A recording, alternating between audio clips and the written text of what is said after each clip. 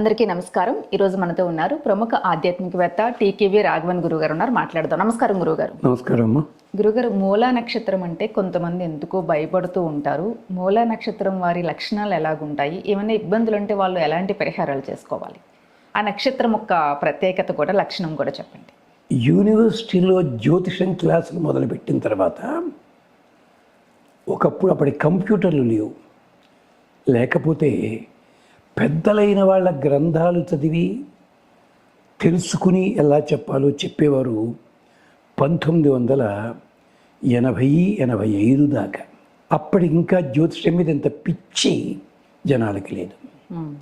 ఎప్పుడైతే 85-90 వచ్చాయో కంప్యూటర్లు వచ్చాయి. చూపుడు వేలు చివర ప్రపంచం అంతా ఉంటుంది. కంప్యూటర్ టిక్కు టిక్కు టిక్కు కొట్టి జ్యోతిషం మాకొచ్చు. ఒక్కసారి వాళ్ళ గుండెల మీద చెయ్యి వేసుకుని జ్యోతిష్కుని చెప్పండి, కంప్యూటర్ వాడకుండా మనిషిని చూసి, చెయ్యి కూడా చూడకూడదు, మనిషిని చూసి నక్షత్రం చెప్పగలరా? వాక్కు గొంతుని బట్టి నక్షత్రం చెప్పగలరా? మహా అయితే సాముద్రికం. లేదే ప్రతి దానికి నీ పేరేమిటమ్మా, డేట్ ఆఫ్ బర్త్ ఎప్పుడు, ఎక్కడ పుట్టావు, టిక్కు టిక్కు టిక్కు టిక్కు, నీ నక్షత్రం ఇది, నీకు ప్రమాదం. మరి ఆ రోజుల్లో లేవేవి, మనిషిని చూసి చెప్పేవారు. ఆఖరికి మనిషి నడిచొస్తుంటే ఆకారాన్ని చూసి చెప్పేవారు. ఇలాంటి పెద్దలంతా వెళ్ళిపోయిన తర్వాత నాలాంటి వాళ్ళు కూడా నేర్చుకుని వస్తే, కంప్యూటర్లలో ఒక మిస్టేక్ ఉంది చెప్తాను. మామూలుగా గ్రహాల్లో ఒక్కొక్క చోట గ్రహాలు ఒకదాన్ని ఒకటి ఆచ్ఛాదన చేస్తాయి. దాన్ని ఇంగ్లీష్లో ఓవర్లాపింగ్ అంటారు. అది మీరు గ్రహములను చూసుకుని గీతలు గీసి చెప్తేనే దొరుకుతుంది తప్ప కంప్యూటర్లో ఓవర్లాప్ అయిన గ్రహాల తాలూకు ప్రోగ్రామింగ్ ఎవడింతవరకు చేయలేదు. ఏం చేయాలి మరి వీటికి? ఇలాంటివి ఎక్కువైపోయి ఇప్పుడు మీరని అడిగి చూస్తున్నారు. మరి ఒకప్పుడు జ్యోతిష్కుడు అంటే ముష్టెత్తుకునేవాడి కింద చూసేవారే ఊళ్ళల్లోనూ. హైదరాబాద్లో నేను చూశాను, స్వరాజ్ హోటల్ దగ్గర కూర్చునేవారు వాళ్ళు. పాపం జ్యోతిష్కుడు మొహం చూసేవాళ్ళు కాదు. ఏమైపోయి క్యూ కడుతున్నారు. ఇప్పుడు బోర్డు పెడితే చాలు క్యూ కట్టేస్తారు. ఎక్కడ తేడా? తప్పెక్కడ చూసుకోండి అమ్మా. ఇంతకీ ఏమిటన్నారు మీరు? మూలా నక్షత్రం. నక్షత్రాల సంగతి కూడా యజుర్వేదం చాలా అందంగా చెప్పింది. 27 నక్షత్రాలు, భగవంతుడికి 27 శరీర అంగములని చెప్పి ఇంతకుముందు అన్నాను. నక్షత్ర పురుష దర్శనము, ఆదిత్య శయన వ్రతము. ఈ నక్షత్రాలన్నీ జింక రూపంలో ఉంటాయని ఎవరికైనా తెలుసా? శివుడి చేతిలో జింక బొమ్మ ఉంటుంది. ఎక్కడిదది, ఎందుకు వచ్చిందది?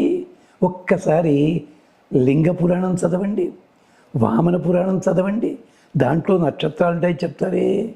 జింకే కాదండి, నక్షత్ర వీధి. ఇది ఎంతమందికి తెలుసండి? అలాగే కౌరవుల్లో జెండాలు ఉంటాయి, పాండవుల జెండాలు ఉంటాయి. ఆ జెండాలు వాళ్ళు పుట్టిన నక్షత్రాన్ని బట్టి, ఈ నక్షత్రము ఆకాశంలో ఎలా ఉంటుందో చెప్పడాన్ని బట్టి జెండాలు పెట్టుకున్నారు వాళ్ళు. అలాగే నక్షత్రములన్నీ మొసలి ఆకారంలో చేరతాయి. ఇది ఉంది. మరి జ్యోతిష్కులు ఎంతమంది దీన్ని చెప్పగలుగుతున్నారండి? అంచేత మూలా నక్షత్రానికి ఎందుకంటే ఇది వేలం వెర్రి ఎక్కువైపోయి ఉన్న దగ్గర దానికి చెప్తున్నాను. మూలా నక్షత్రం విశేషం ఏమిటి అంటే, దీనికి ప్రత్యేకించి వీళ్ళు అభిమానం ఎక్కువగా కలిగిన వాళ్ళు. అంటే సెల్ఫ్ కాన్ఫిడెన్స్ కాదది, ఇగో కూడా ఉంటుంది వాళ్ళకి. మూలా నక్షత్రం వాళ్ళకి. దాంట్లో పంచాంగంలో చెప్తుంటారు ఎర్రటి శరీరం. మరి మా ఊళ్ళో రాళ్ళు కొట్టేవాడు మూలా నక్షత్రమే, నల్లగానే ఉన్నాడు వాడు. మరి దానికి ఏం చెప్తారు? ఇది కాదు అర్థం. అక్కడ వాళ్ళకి శరీర ఆకృతి ఎలా ఉంటుందో సాముద్రిక శాస్త్రం చెప్తుంది, అలా ఉంచండి.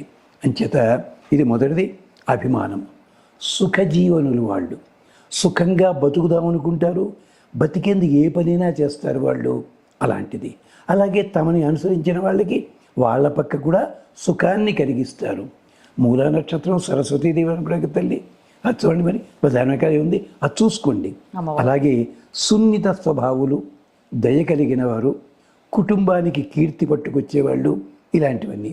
అంతేకాదు వీళ్ళకు ఒక్కటే ఇబ్బంది ఏమిటి అంటే, వాళ్ళ వయస్సు 30 ఏళ్ళు వచ్చేదాకా కొంచెం అటు ఇటు జరుగుతుంటుంది. తట్టుకుని నిలబడగలిగి ఉండాలి. ఇది మూలా నక్షత్రం వాళ్ళకున్న ప్రత్యేకతలు ఇవి.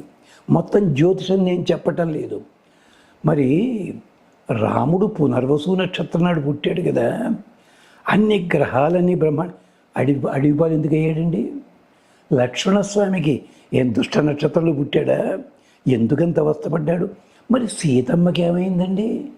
ఈ నలుగురికి కారణాలు పురాణం చెప్పింది సాముద్రిక శాస్త్రం ప్రకారం. ఎవరైనా చదివారా? మరి కృష్ణుడు పుట్టిన నక్షత్రం ఏమిటండి? పుట్టగానే అన్ని ప్రమాదాలే కదా. చిన్నప్పటి నుంచి మొదలుపెట్టి 9 రోజులు అన్నీ. అందుకనే అదే సినిమాల పాట కూడా ఉంది, చిలిపి కృష్ణుడితో చేసే పోటీ అన్నిట ఆ స్వామినికి అన్నింట సాటి. వాడి పుట్టినప్పటికీ ప్రమాదాలే వచ్చేవాడికి. అందుకని తల్లి జోలపాడింది పాపం జాగ్రత్తగాను. ఇలాగే ఏం చెప్తారు వీటికి? ఇది ఉట్టినే సరదాగా అడిగే ప్రశ్న తప్ప ఇది చూసేవాళ్ళు లేరు. అందుకని వాళ్ళకు ఉపయోగించే ఇలాంటి మాటే చెప్తా, నేను జాతకాలు చెప్పను. మూలా నక్షత్రం ఉన్నట్టయితే ఒక 2 మంత్రాలు ఉన్నాయి, వాటిని జాగ్రత్తగా చెప్పించుకోండి. ఏమిటా మంత్రములు? ఓం విశ్వధరాయ నమః.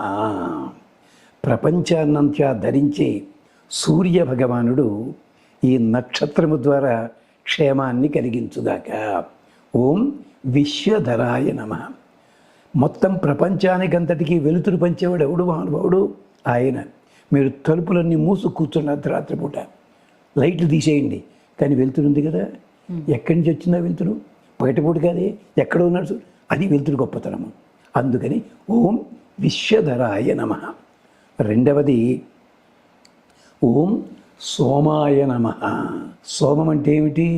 మీ చిన్నప్పుడు చోట్లలో చదివారు, పూర్వకాలము సోమపానం చేసేవారు. గ్లాసుల్లో పోసు తాగలేదు వాడు సోమపానం అంటేను. కొండలన్నీ వెతికితే ఒక గజం పొడుగున్న సోమలత దొరికేది. దాన్ని పిండితే 1 ఔన్స్ జ్యూస్ వచ్చేది. దాంట్లో తేనె, పెరుగు, నెయ్యి ఇన్ని కలిపి తీర్థంలా తీసుకునేవారు యజ్ఞకులు. అంతే తప్ప షాపుకి వెళ్ళి బాటిల్ తీసుకు తాగిన వాళ్ళు కాదు. అది తెలియని సోమలత. సోమలత అంటే యజ్ఞం కోసం వచ్చేది. సోమం అంటే ఆయనకి పేరు ఎవరికి? పరమశివుడు వారికి. స ఉమా, ఉమతో కలిసి ఉన్నవాడు సోముడు ఆయన, చంద్రుడు. ఇలాంటి సోమలత ఇంత గొప్ప. ఓం సోమాయ నమః అంటే శివుణ్ణి ఆరాధన చేసినట్టు అవుతుంది, చంద్రుణ్ణి ఆరాధన చేసినట్టుంది. ఉమతో కలిసి ఉన్నటువంటి ఆయన. అంతేకాదు వేదంలో మంత్రం ఉంది, యామయ్య స్వస్ర అంబికయా సహ. నీ చెల్లెలి పార్వతితో కలిసి రావయ్య. పార్వతీదేవి చెల్లెలు ఏమిట్రా కర్మ, ఇలా మాట్లాడతావిటి అన్నారు. మంత్రంలో ఉన్నది కాదు. భార్య పార్వతీదేవే, అంబిక నిజమే, కానీ చెల్లెలి వంటి ప్రేమ కలిగినది భర్త మీద, మన మీద కూడా అంత అని అర్థం అక్కడ. ఇలాంటివి తెలియదు. ఇది ఈ 2 మంత్రాలు చదువుకోండి. మూలా నక్షత్రంలో ఉన్నవాళ్ళు అన్ని క్షేమాలు జరుగుతాయి. కొంచెం అటు ఇటు ఆటుపోట్లు వచ్చినట్టయితే డిప్రెస్ అవ్వక్కర్లేదు. ఈ డిప్రెస్ అవ్వడం ఎక్కువైపోయింది ఈ మధ్యకాలంలోనూ. అది అవసరం లేదు. కాదు, ఎందుకని? రేపటి మీద నమ్మకం లేదు, నీ మీద నీకు నమ్మకం లేదు, అది కర్మ. మరి అలాగైతే ఒక నటుడు ఉన్నాడు, ఇప్పుడు అది 80 ఏళ్ళు దాటాయి. ఏమిటది గిడకెరలా ఉన్నారు నీ మొహం, నీకేమవుతున్నావు? ఆ గొంతేడు చండాలంగా ఉంది, తిట్టిపోశారు. ఆ తర్వాత అతని కోసమే పడి చచ్చిపోయారు, హీరో వేషం కోసం. అతనితో టీవీ ప్రోగ్రాంలు చేశారు. మరి ఏం చెప్పాలి? ఘంటసాల మాస్టర్ని గాడిద గొంతులో ఉంది, హెచ్ఎంబి కంపెనీ వాడు అన్నాడు. మరి తర్వాత వాడి బొచ్చి డబ్బులు ఇచ్చి ఇన్ని వల్ల కదా. ఒక్కడి గుర్తుపెట్టుకోండి, మీకు ఒక చోట తక్కువదనం అనిపిస్తే ఛాలెంజ్ చేసి నిలబడండి. ఇది చెయ్యాలి మీరు. ఇది చెయ్యకుండా జ్యోతిష్కుల దగ్గరికి వెళ్ళి అక్కడ కూర్చుని అవి చేస్తాడు, అయిపోతుంది. అయితే ఒక కాకిని పట్టుకొచ్చి పూజలు చేసేసి దొల్లించండి, చిలకలా మారిపోతుంది అది. ఎలుక తోలు తెచ్చి ఏడాది ఉతికిన ఎందుకు అర్థమది? మీరు శాస్త్రం నమ్మండి. శాస్త్రం గుడ్డిగా నమ్మి డబ్బులు తగలబెట్టుకోకండి, అది అర్థం అక్కడ. ఇది చెయ్యండి. మంత్రాలు ఉన్నాయి, జాగ్రత్తగా తీసుకోండి, క్షేమం కలుగుతుంది.